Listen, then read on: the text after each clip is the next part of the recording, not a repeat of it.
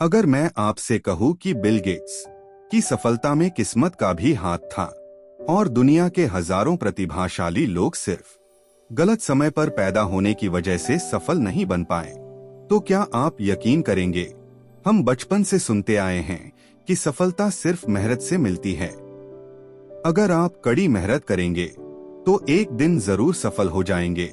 लेकिन Malcolm Gladwell की मशहूर किताब इस सोच को पूरी तरह चुनौती देती है। यह किताब कहती है कि सफलता सिर्फ टैलेंट और हार्ड वर्क का परिणाम नहीं होती। इसके पीछे छिपे होते हैं अवसर, समय, परिवार, माहौल और कभी कभी ऐसी चीजें भी जिन पर हमारा कोई नियंत्रण नहीं होता। और इस वीडियो के अंत तक आप सफलता के बारे में अपनी सबसे बड़ी गलतफहमी को तोड़ चुके होंगे। तो चलिए शुरू करते हैं। हम सभी सफल लोगों को देखकर एक गलती करते हैं। हम उनकी सफलता देखते हैं, लेकिन उनके पीछे की कहानी नहीं देखते। जब हम बिल गेट्स को देखते हैं तो हमें माइक्रोसॉफ्ट दिखाई देता है। जब हम स्टीव जॉब्स को देखते हैं तो हमें एप्पल दिखाई देता है। जब हम किसी करोड़पति को देखते हैं तो हमें उसकी दौलत दिखाई देती है, लेकिन हमें वह हजारों घंटे दिखाई नहीं देते जो उसने अभ्यास में बिताए। हमें वे अवसर दिखाई नहीं देते जो उसे सही समय पर मिले। हमें वह माहौल दिखाई नहीं देता जिसने उसे आगे बढ़ने में मदद की। यहीं से की सबसे बड़ी सीख शुरू होती है। लेखक कहते हैं कि सफलता कभी अकेले नहीं बनती। हर सफल इंसान के पीछे कई छिपे हुए कारण काम कर रहे होते हैं, और इन्हीं कारणों को समझे बिना हम सफलता की पूरी तस्वीर नहीं देख सकते। अब लेखक हमें एक बहुत दिलचस्प उदाहरण देते हैं कनाडा के हॉकी खिलाड़ियों का। उन्होंने देखा कि राष्ट्रीय स्तर के ज्यादातर खिलाड़ी साल के शुरुआती महीनों में पैदा हुए थे। पहली नजर में यह सिर्फ एक संयोग लगता है, लेकिन जब इस पर गहराई से अध्ययन किया गया तो एक चौंकाने वाली बात सामने आई। जो बच्चे साल की शुरुआत में पैदा हुए थे वे अपनी उम्र के बाकी बच्चों से थोड़े बड़े थे। इस वजह से वे शारीरिक रूप से थोड़े मजबूत थे। उन्हें बेहतर टीमों में जगह मिली, बेहतर कोच मिले, बेहतर ट्रेनिंग मिली, और धीरे धीरे वह छोटा सा फायदा एक बड़ी सफलता में बदल गया। अब सोचिए, अगर शुरुआत में उन्हें वह अवसर न मिला होता तो क्या वे आज भी राष्ट्रीय खिलाड़ी बन पाते? शायद नहीं।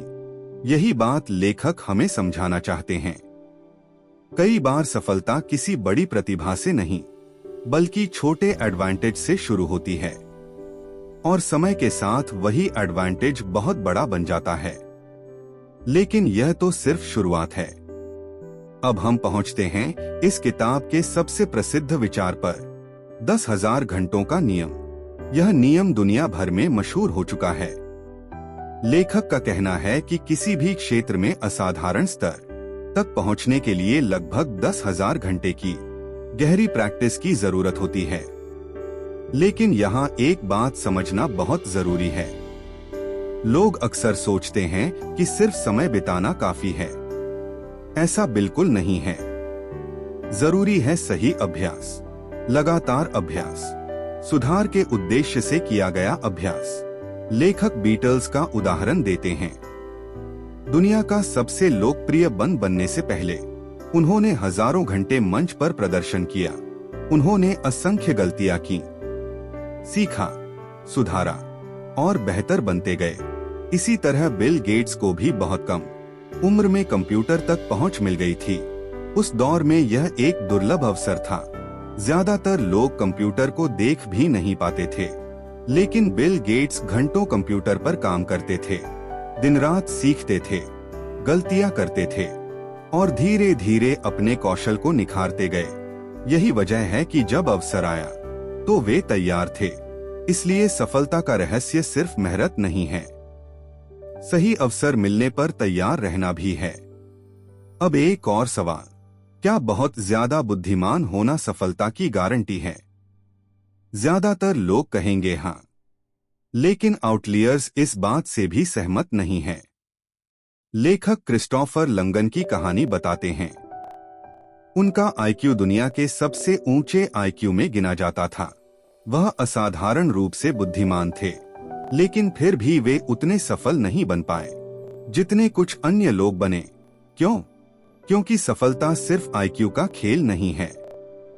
सफलता लोगों से बात करने की क्षमता का खेल भी है, सही निर्णय लेने का खेल भी है, अवसरों को पहचानने का खेल भी है, और सबसे महत्वपूर्ण, अपने लिए नए अवसर बनाने का खेल भी है। यही कारण है कि कई बार कम बुद्धिमान व्यक्ति अधिक सफल हो जाता है, क्योंकि उसके पास बेहतर अवसर होते हैं, बेहतर माहौल होता है और बेहतर सामाजिक कौशल होते हैं। अब लेखक सफलता के एक और महत्वपूर्ण पहलू की बात करते हैं, सही समय। बिल गेट्स का उदाहरण फिर सामने आता है। वे ऐसे समय पैदा हुए जब कंप्यूटर रेवोल्यूशन शुरू होने वाली थी। अगर वे कई साल पहले पैदा होते तो शायद कंप्यूटर तक उनकी पहुंच ही न होती। अगर वे कई साल बाद पैदा होते तो शायद प्रतियोगिता बहुत ज्यादा होती। लेकिन वे बिल्कुल सही समय पर पैदा हुए और यही टाइमिंग उनकी सफलता का एक महत्वपूर्ण हिस्सा बनी। इसका मतलब यह नहीं है कि उनकी मेहनत महत्वपूर्ण नहीं थी, बिल्कुल थी, लेकिन मेहनत के साथ सही समय का मिलना भी जरूरी था। और यही बात इस किताब को खास बनाती है। यह हमें सिखाती है कि सफलता को केवल एक कारण से नहीं समझा जा सकता। अब किताब का सबसे शक्तिशाली संदेश, सफलता कोई जादू नहीं है, यह कोई रहस्य भी नहीं है। सफलता एक मिश्रण है, प्रतिभा का, मेहनत का, अवसर का, माहौल का और सही समय का। जब ये सभी चीजें एक साथ मिलती हैं, तब एक आउटलियर पैदा होता है, यानी ऐसा व्यक्ति जो भीड़ से अलग दिखाई देता है, जिसे देखकर लोग कहते हैं यह इंसान असाधारण है। लेकिन सच्चाई ये है कि उसकी सफलता के पीछे बहुत सारे अदृश्य कारण काम कर रहे होते हैं, और यही कारण है जिन्हें ज्यादातर लोग कभी नहीं देख पाते।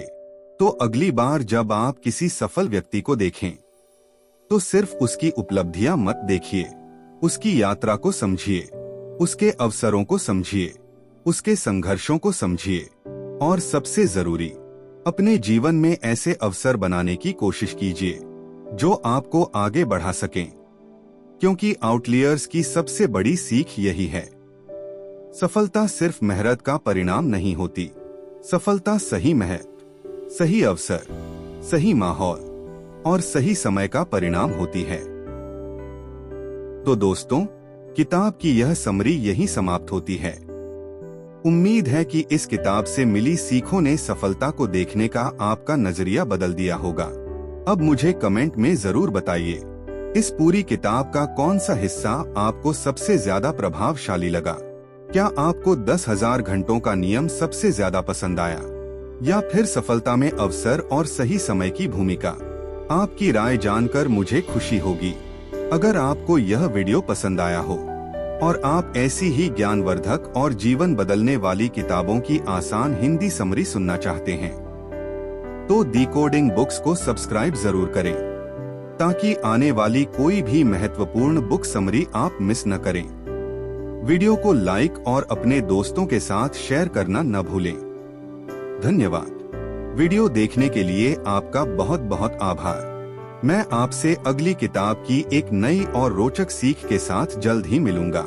तब तक पढ़ते रहिए, सीखते रहिए और अपनी सोच को हर दिन बेहतर बनाते रहिए। मिलते हैं अगली वीडियो में।